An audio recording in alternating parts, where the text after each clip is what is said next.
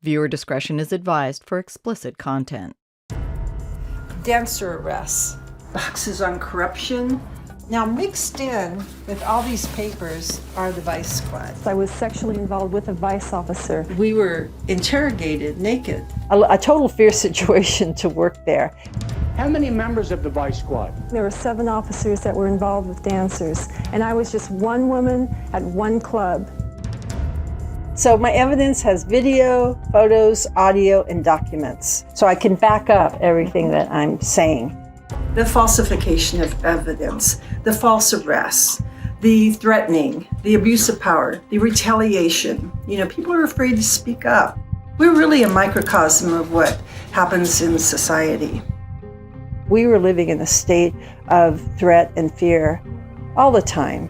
Kata Pierce-Morgan's archives take us down a dark path for Stripper Energy, Chapter 3, Climate of Fear, or What Happens When You Poke the Bear. The history of Les Girls Theater, which Kata now owns, is a tangled web that plays out like a film noir. The adult entertainment industry operates on the fringes of society and under the weight of a whole set of negative stereotypes.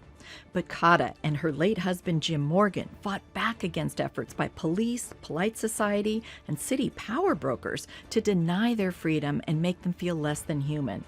They celebrated nudity and advertised it for all the world to see in hot pink neon to poke the bear at every turn, which of course had consequences.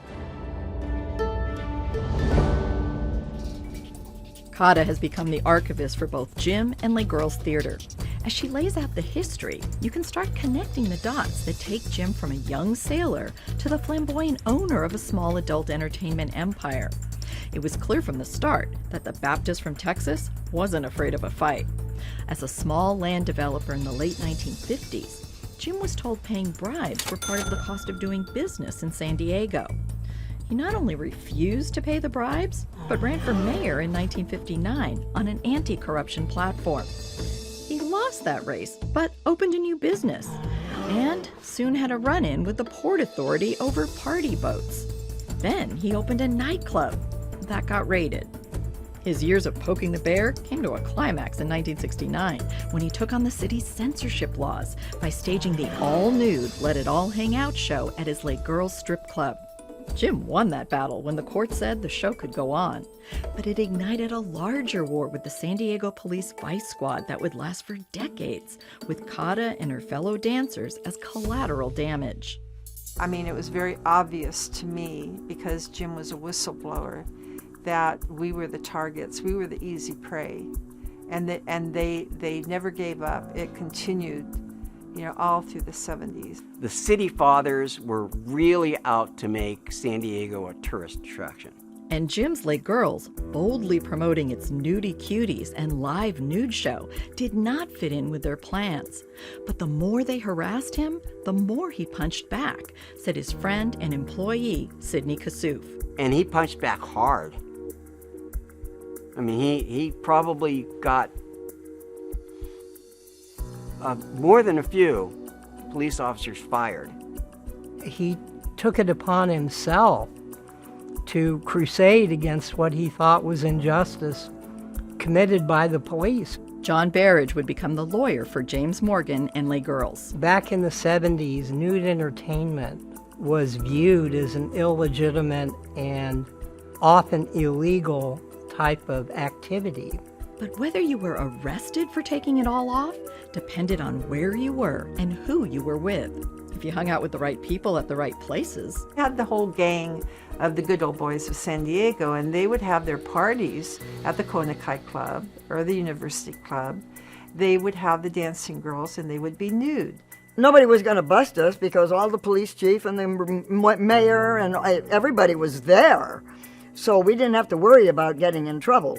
While Bobby Rogers danced totally nude for the private parties at the Kohnen and University clubs, she exposed herself to arrest if she went nude at Jim's venues. That was a double standard the Texan wasn't going to accept. And in 1969, the U.S. Supreme Court ruled the First Amendment protected nude entertainment. The ruling gave Jim a new stick to poke the bear. It was called Les Girls Theater. The police were not happy with that outcome. and then became this onslaught harassment of which I was part of. When I arrived in San Diego to dance, I learned that I first had to get a police-approved work permit. I soon found these work permits to be a horrendous tool of abuse over women by vice officers. Within 3 months, I was arrested while doing a ballet adagio to the theme song of Romeo and Juliet and taken to jail. Yeah, and look, there I am, 8/13/71. Kathy Pierce. So the cops didn't get your name spelled right? No, they didn't. I quickly learned that I had few rights as the report was falsified. I was thrown into a tank of derelict women and held until the next morning. Kata also danced at several other clubs around San Diego and was never hassled by the police. But back at Jim's clubs, It was nonstop onslaught of harassment by the vice cops. The article that came out, 138 arrests and no convictions. And the city attorney, I'm sure they went, oh, these, doofuses. Here they are arresting these women constantly. We're not going to charge them with anything. And the charges were always dropped or dismissed right out of the starting gate. I ended up being arrested twice just to show me how easy it was for a vice officer to have me spend time in the city jail. No charges were ever pressed. the vice cops worried little about hiding their intentions. KPBS freelance journalist J.W. August has spent decades reporting on San Diego police. The emphasis the city put on the dancers. There was such an emphasis, they had more vice cops than they had cops doing robbery, doing drugs. The only larger unit was homicides. Vice was number 2 in the police department. Can you imagine that in a city? Even then, even though we were maybe not the big city we are now, I mean, that says something about the mindset of the chamber and the chief. We can't let that on our streets. The tourists won't like it. Kata's second arrest came less than a year later during a simultaneous raid of 3 of Jim's venues. The dancer says this time the harassment included the planting of evidence. And I had just arrived at Showplace, and I was in the dressing room, took all my clothes off, and all of a sudden these cops burst in. I didn't realize that this was a joint raid of all 3 clubs. And I didn't realize that how they set us up was to find one joint, one marijuana cigarette at each place. What impacted me was I saw the vice officer come in and pick up the trash can, kind of sideways like that, set it down and leave. And then I saw him come back in, pick up the trash can and pick up the joint, pick up the marijuana cigarette. They found a marijuana cigarette in our dressing room, and they found one at the bedroom in the kind of hidden in the curtain, and they found one at Les Girls. Marcia, in her statement, goes into great detail every step of the way, and she says that I was nude. I was prevented from dressing for a very long time. So I'm in there naked with these cops that are threatening and not very nice. But that was my experience, right early on after coming to San Diego. I'm like naked with a bunch of men, and on stage is one thing, but with the cops it was a whole different power differential. It was a power differential the cops took to the extreme. It bordered on sexual assault. They had a standard of practice of coming into our locker space, into our dressing rooms, into the women's bathrooms, and we were interrogated naked, and I mean, I'm not talking about like 30 seconds. They would be in there for 20 minutes, 30 minutes, interrogating a new dancer. 5 years later, when I'd become a manager there, and I was also working here, they held this one dancer in the dressing room for, at that point in my writings, it was over 20 minutes. And one of the statements that the dancers wrote at that time was, this was our dressing room. This was our private space. And these men had no right coming in there, as they did, and interrogating us for a very long time in the nude. As I wrote in my statement, I felt so helpless. There wasn't anything I could do about it. And in those days, we complied with them. We didn't fight them because they would take you to jail if you argued. And so I didn't become an activist as I am today until, 7 years later. I mean, that's how long it took me to grow up and fight back. But not good things happened in the dressing rooms. And I remember that was one thing she had talked about, how degrading it was to be hassled by the cops, standing there naked in your, in your dressing room or the dressing room, and the cop's right up here, and you're totally naked. And you're an 18, 19, 20-year-old girl. How do you think that? I mean, that's really aggressive behavior. Kata and the dancers weren't the only people in Jim's orbit who suffered from aggressive and vindictive police behavior. Sid Kassouf was a longtime friend of Jim's. The two first met in 1974 when they both witnessed a beat cop harassing a young black woman on Broadway. Jim immediately collected contact information from people, including Sid, so they could testify about the officer's abusive actions. I did do that. That's right. Because they just came in and grabbed her. Then it goes to court, and Sid testifies in court against the San Diego PD. A few days later, a fellow beat cop pulled Sid out of Jim's Little Broadway venue. Only recently, when presented with the evidence 50 years after the fact, did Sid conclude that his younger self had been targeted after his testimony. And there was this police officer, he said, "Get on your knees and empty your pockets." And I went, "For what?" The next thing I know, I woke up in a hospital. And my eye was out to here. It was like this.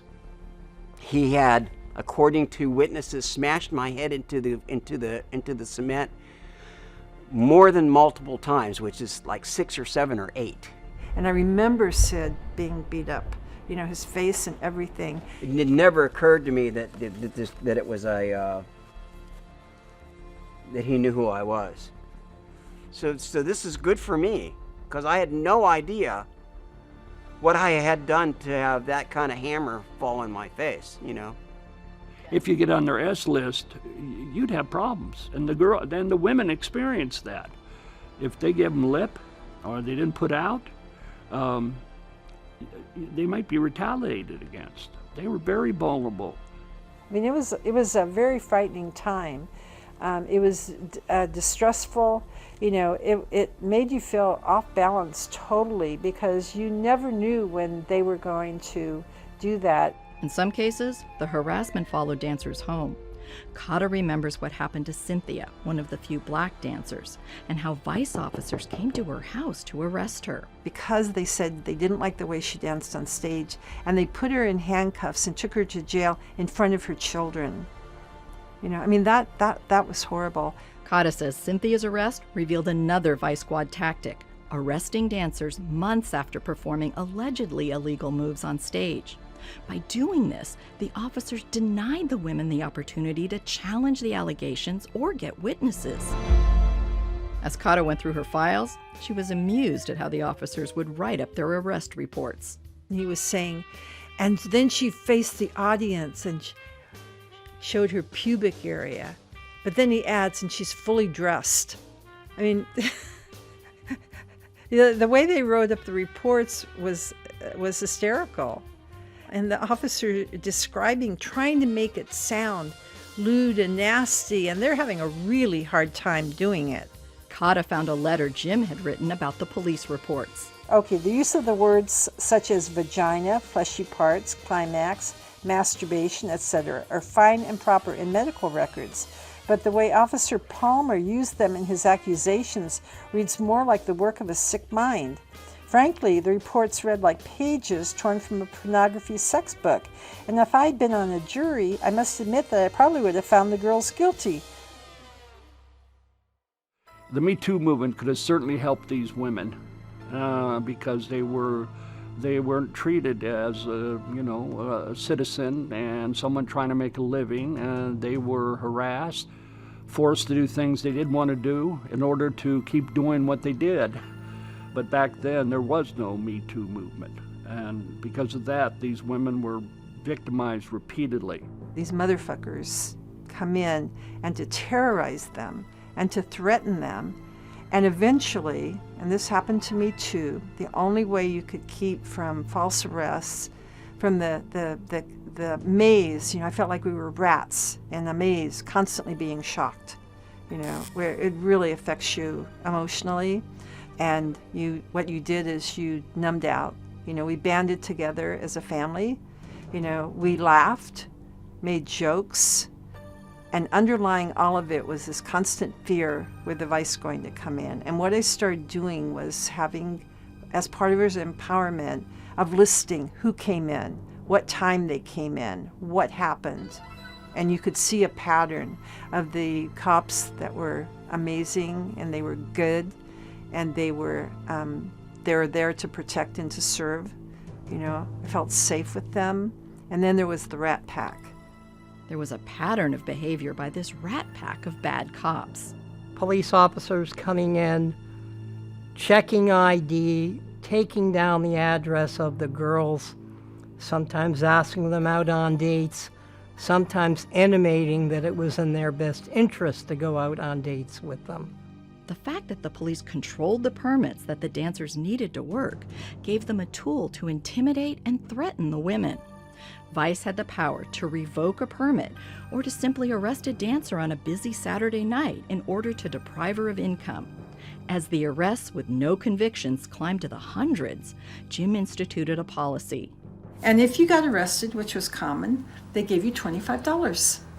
I mean, because, we were getting arrested so often that they would pay you because you'd miss out on your hours at work and everything like that. So you still got paid for the night.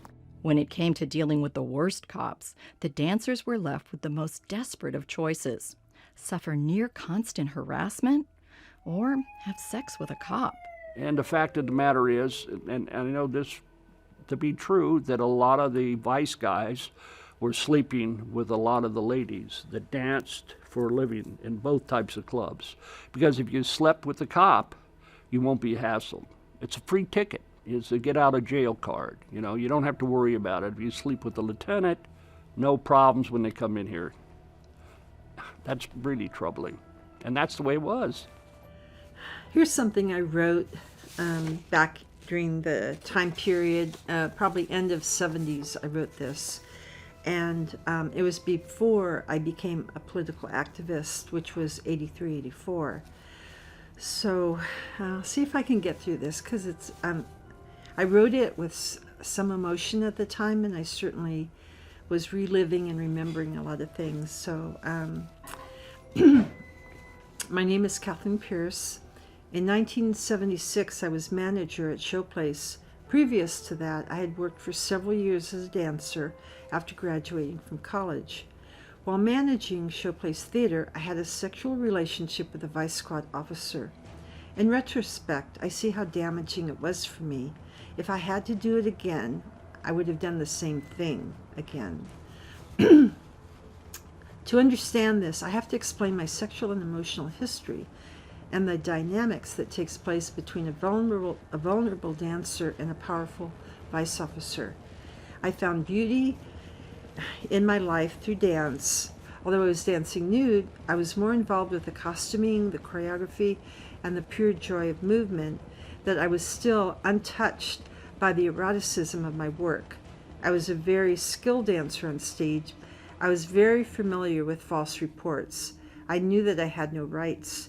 In my 3 years of managing, however, I was never arrested, although others were, because I had the protection of a vice officer. And at some point, I no longer had sex with the vice officer, although I can't remember when it ended. It had lasted about a year, I believe. I'm now mentally healthy and have accomplished a lot academically and professionally. I have no desire to relive those years that I have now shared, but I must defend the dancer's right to make their own choice with whom they have sex.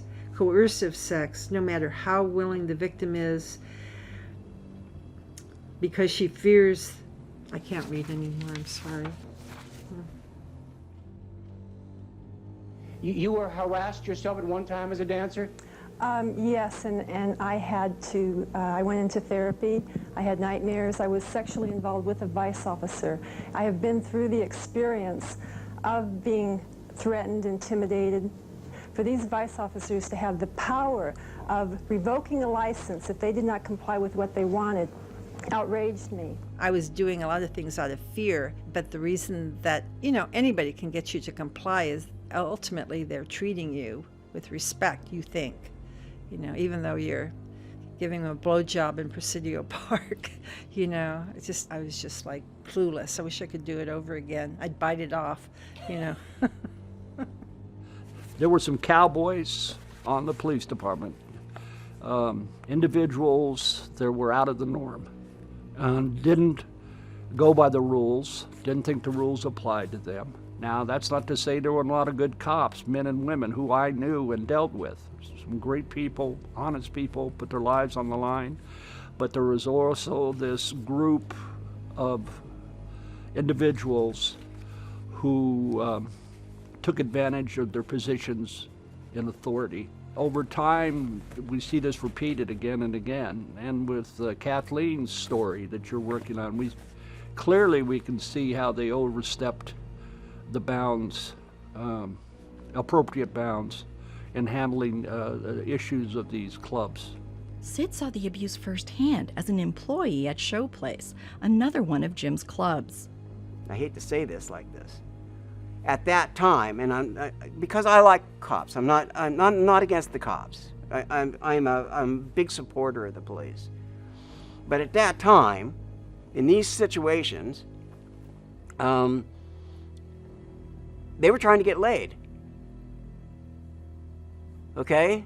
And these are guys that were married and everything else, and they shouldn't have been like that.